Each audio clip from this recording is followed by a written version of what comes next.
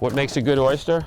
A good oyster is an oyster that's been well cared for. That results in an oyster that has a really nice shape, a strong, hard shell.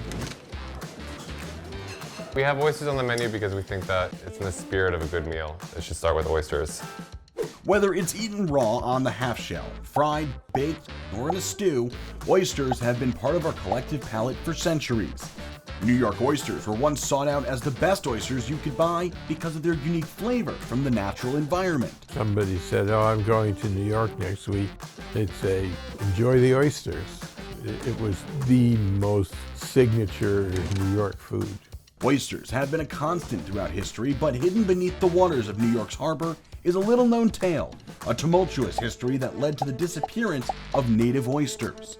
There was a big crisis in the 19th century because they harvested so many oysters they started running out of them. This, plus pollution, led to a rapid decline and wiped out the remaining oysters in the harbor. For some reason, it really wasn't reflected on very much that it might be unhealthy to dump raw sewage on a food supply, and they started having epidemics. Now, environmental groups are looking to reverse a century-old problem by returning these tiny yet mighty mollusks to the harbor.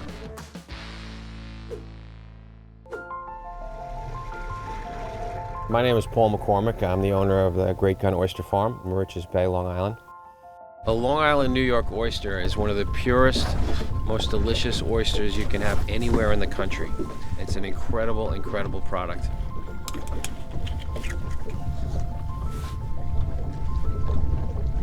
This is one of the best things about living in New York. Back in the 1990s, I was a wild harvester. I was a clammer. Fortunately, after a number of years, the clam population declined due to overharvesting. When I finally was able to get back onto the bay 20 years later, it soon became apparent that economically, oysters was a much better route to go.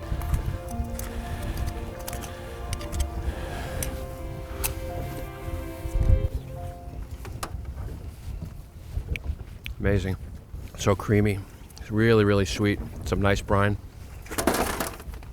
The marine environment is, is an integral part of Long Island's identity. I'm proud to be a part of that. We have a rich maritime history here, and this is sort of the latest iteration, an advent of a new industry here on Long Island, small-scale shellfish farming. A lot of the wild stocks have been depleted over the years, and this is a sort of an answer to that. While places like Connecticut and New Jersey also had thriving oyster beds, the ones that grew in the New York harbor were considered the best you could eat, not because they were a unique species, but because of the unique environment they grew in. A curious thing about oysters is that they're like wine grapes. They're all about terroir.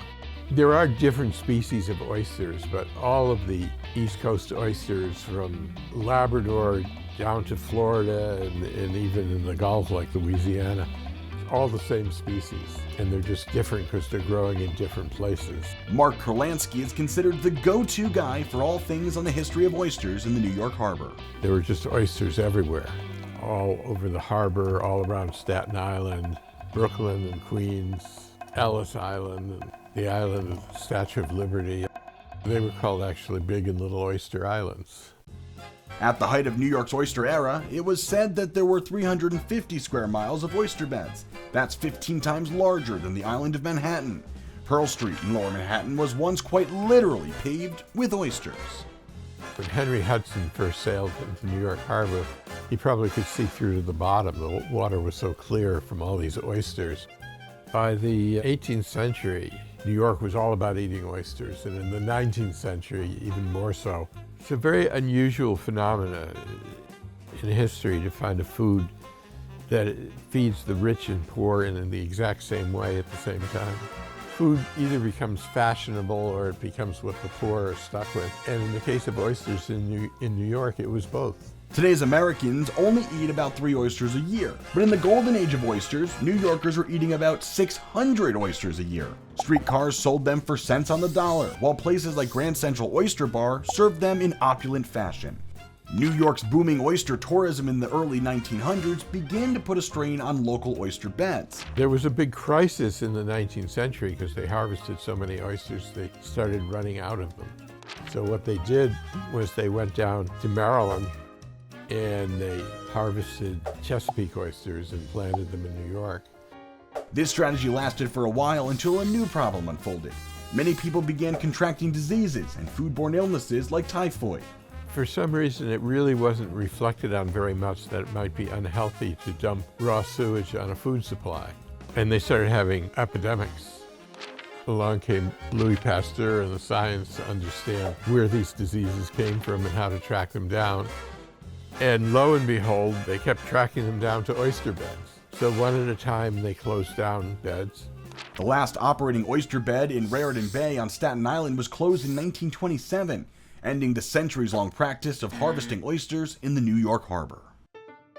Oysters still lived in the harbor until they did other things. Chemical pollution, petrochemicals, Agent Orange, and all the toxic stuff that they used in Vietnam was made in New Jersey and dumped in the harbor. And it got to the point where oysters couldn't even live. You know, like in the 1950s, if you put oysters in the water, they would die. Their shells would be eaten away by chemicals. The state of the New York harbor was bleak. No oysters meant other marine life vanished, and the waters became murky dead zones. In 1972, the Clean Water Act prohibited the dumping of waste and raw sewage into the harbor. It took 28 years for life to return to the harbor in the form of oysters and small fish. By 2010, New Yorkers had their first whale sighting in over a century. I mean, I remember when I was a kid, the water in New York was sort of dark and pearly. Just the fact that so many oysters can grow in New York Harbor again is a hugely positive message. While the oysters in New York's harbor are no longer edible, there are still oysters being farmed in Connecticut and Long Island. Work never stops. We work 52 weeks of the year. I guess as a starting point, we purchase shellfish seed from a hatchery. We purchase them at about the size of our pinky nail, about 20 millimeters, and we purchase 750, 800,000 seed. We'll go out and we'll deploy that seed into floating bags. These are mesh bags. Paul and farm staff spend months tending to the oysters to produce the best possible oysters to eat. During the course of the year, when we're splitting the seed, we're also shaking the bags vigorously to chip off the leading edge of growth. Oysters grow out long and flat. If you let them, we have to chip that leading edge of growth to sort of force them to grow deep, and they form round cups, and that produces more meat, and that's the desirable element that we want for those oysters. They also have to contend with ice, wildlife, and changing tides in order to assure as many of the oysters as possible reach harvesting size. To get to the late fall and approaching winter, we have to sink the entire farm. So we have to cut the flotation off all the gear and sink the farm to make sure that we don't get caught in any ice formations in the wintertime. That's a huge endeavor. It takes us almost 2 months to sink the entire farm. Even through the winter, we're harvesting all winter long, and we also have to flip those bags on the bottom so they don't get over silted. So we have one boat that just harvests 52 weeks of the year, 5 days a week. We have another crew that takes care of all the other mechanics and other elements of the work that need to be done. Great Gun Oyster Farm is located in an area that offers a very diverse variety of oyster flavors because of the different microhabitats available to the farmers. Each section is subject to different environmental conditions, which has an effect on the taste of the oysters, believe it or not. Some people would say they have a real sweet taste, a very, very crisp taste. If you move over to this section of the farm, now you're like situated directly across from salt marsh. These oysters actually have a little bit of a different flavor. Oysters up in the front of the farm, especially this section right here, they're subject to most of the prevailing winds. So those oysters get jostled around more than any of the other oysters on the farm. And because they're in constant motion, more so than any of the other oysters, they develop oversized muscles inside the shells. And so that changes the texture of those. The oysters at Great Gun also seem to benefit from the variety of environments because they actually grow faster than normal Long Island oysters. So typically oysters here in this region take 18 to 24 months from the time they're spawned in a hatchery to reach maturity.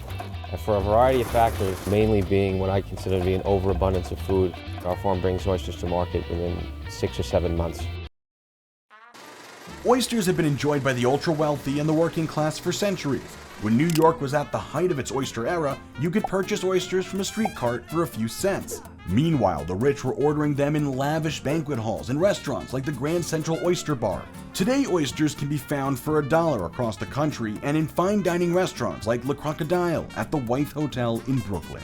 Freshly shucked cold oyster on ice is an opportunity to experience the pure flavors of the ocean. You don't have to do anything other than just open it and enjoy it. He never shucked an oyster until he started working here. How cool is that? Chef Aidan O'Neill is the executive chef at the Wythe Hotel in Brooklyn. He's in charge of creating the food program at 2 different eateries at the hotel. The menus at the Wythe Hotel are crafted to give guests the best possible dining experience. We have oysters on the menu because we think that it's in the spirit of a good meal. It should start with oysters. Our sourcing practices are based on best available oyster that we can get. Typically it's the most expensive, but we just don't compromise on the oysters that we buy. Running a restaurant is a balancing act that is no small feat. Every detail has to be on point. Those running the show at the Wythe Hotel feel a sense of responsibility to achieve this balance sustainably. I have a pretty guilty conscience about the amount of damage that my industry does. The amount of food waste that goes through restaurants is pretty frustrating. You do your best to control before any of the food gets on the plate, and you want to make sure as much of the food that you purchase goes out the front door of the restaurant. So when offered the chance to reduce some of that waste and give back to the environment, Chef Aidan thought partnering with the Billion Oyster Project was a no-brainer. They approached us, and I mean that's a very easy yes. We always want to be participating in anything that's rebuilding the environment in New York City. We humans have certainly done enough damage, so any way we can participate to restore it. It's important to be involved in sustainable food practices because it is the history of food practice. The Billion Oyster Project grew from a school assignment created by 2 teachers at the Urban Assembly New York Harbor School almost 2 decades ago. The project aimed to engage their students in hands-on environmental work that would have a positive impact on the harbor. Our executive director, Pete Malinowski, was the aquaculture teacher. Him and Murray Fisher kind of developed this idea of restoring oysters with students in New York Harbor, and the first few projects that they completed really propelled into the formation of Billion Oyster Project. Pete and Murray officially launched Billion Oyster Project in 2014 with 2 big goals in mind. Over the years, our mission has changed ever so slightly, but the main part of it is to restore oyster reefs to New York Harbor through public education initiatives. The 2 main goals we're working towards is to restore 1 billion oysters by 2035 and engage 1 million people by 2035. Danielle Bassett is the Director of Restoration at the Billion Oyster Project. She has a hand in every step of oyster reef creation. We have 4 programs: oyster production, fabrication, shell collection, and oyster reefs. So under each of those programs, there's a lot of logistics and operations that happen to get oysters in the water. The pathway for an oyster shell in New York City is starting at a restaurant. That's where the shell is separated from the waste stream, and then we go and pick up those shells and bring them to Governor's Island to cure. Once that curing process is done in a year, then we bring that shell over to our set tanks, and that's where we put larvae in the tanks and they set to our shell, and then we deploy them as we're doing today. And over time, those oysters grow out of those structures, encase that structure, and create a reef. As they grow, they filter out natural hazards to other marine life and over time clarify the water. We have 2 structures going in, one gabions that are filled with shell, and the second are reef balls. Reef balls are a hollow dome, like they have circular cutouts on the sides to allow like fish passage and use that as habitat or shelter. So far, Billion Oyster Project has restored 100 million juvenile oysters and is on track to add 50 million each season. Just like with replanting forests, it takes time to monitor the growth of the oysters and to make sure they're healthy and thriving. The really cool thing is that when we're looking at our reefs underwater, the clarity does seem to lift a little and you can see better, and that's kind of showcasing the power of oysters and their water filtration process. If oyster reefs were everywhere, the water clarity would be really amazing. You'd be able to see pretty far down. Restaurants like the one run by Chef Aidan provide the recycled shells. It's about 300 or 400 a day between the bar and the restaurant. They're scrubbed down until they're very clean, and they're stored on ice, always with the flat side up, bellies down, because you want to make sure that you store them as they grow. If you store the oysters upside down, the juices will leak out, which is also phenomenal because it's actually just like it's transported clean water from the ocean. So it's like every time you have an oyster, you're just sipping a bit of like cold Canadian ocean water, which is like pretty special. And then after the guests finish enjoying the oysters, they come back to the kitchen and they go to a big container that's in the dish area. At the end of the night, we pass all those oyster shells through the dish machine. We get them brand new and clean. And then at the end of the week, they get picked up. in the giant oyster containers that we have in our waste area in the hotel. So this is just the start of the night. So we have some oyster shells in there. They're gonna be washed through our dish machine and then they'll be picked up at the end of the week. But we do a lot of composting, a lot of recycling here, but they'll pile up over the night and then they'll be picked up at the end of the week. You know, if you're living in a city like New York, you're not often connecting with the environment. You're really connecting with a human, city-centric perspective. For our cooks to know that they're recycling the oyster shells that go back into the river and back into the environment, it's one of those rare moments when you actually are connecting with nature. As the water quality has improved and as our work has been progressing over the years, we have been seeing more and more wild oysters along the shoreline or again on our own reef structures. So it's another good indication that this area can support oysters and can support our larger restoration goal of restoring 1 billion oysters to see self-sustaining oyster populations kind of take over and not need us. So just giving nature that foothold is really important, and that's the intention, that's what we're doing.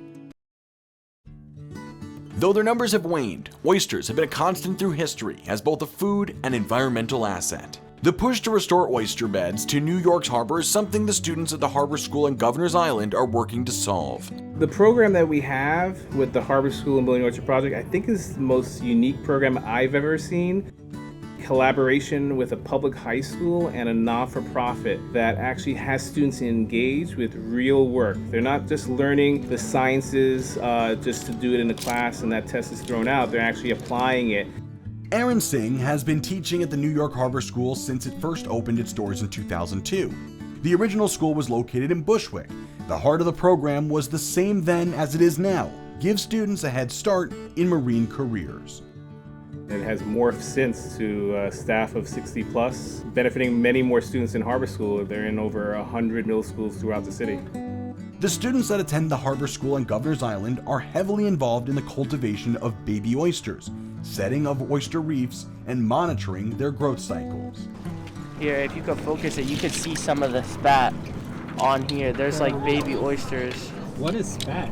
That is the young life cycle of an oyster where they attach to calcium carbonate, which is what the oyster. This is a big spat. Yeah. We're counting how many spat are on the shell. The intention is that the spat are each going to get an individual shell, and from that shell they're going to grow into a full oyster. Some students that attended the New York Harbor School were inspired to continue their work with Billion Oyster Project as full-time jobs. Going through this program and Aaron reinforcing that this is something that we need in order to restore this harbor, it kind of just gave me more purpose, and that was the reason why I came back as a teacher and wanting to further my career through this, is just because I want to get more inner city kids into this program and into Billion Oyster Project, just understanding what these oysters do. My name is Mark Melendez, and I am the waterfront director here at Billion Oyster Project. It's cool to see that Harbor School has gone from just focusing on getting children into the maritime industry to having an environmental aspect, right? The whole point of people nowadays is kind of living to find a way for the world to be sustainable for all of us.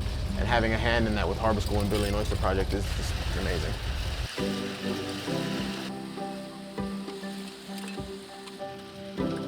I wrote my book because it was a cautionary tale about urban pollution. How there was this great cultural and gastronomic and economic resource here that was just totally destroyed for no reason. I mean, this was nature's plan for an estuary, is that you'd have this brackish water and then you'd have these animals that kept filtering it. So it makes the system much healthier to have the oysters again. Oysters may be small, but their presence has a huge impact on maintaining healthy ecosystems, from providing food for marine species to acting as tidal barriers that protect us from flooding. If we are able to put 1 billion oysters in New York Harbor, it will actually cycle the water column in New York Harbor every 3 days, which is pretty valuable. One oyster actually produces around 60 gallons of water a day, so it's an amazing organism. It's just a really exciting opportunity to reconnect people to what oysters can do and how it benefits them. And you kind of see people's faces light up and you're like, wow, that's really cool, I didn't know that. From the harbor of New York City to the waters surrounding Long Island and Connecticut, oysters will continue to find new life. You can never get away from the farm because, again, you have like 750,000 live animals that you have to take care of, so nature at work.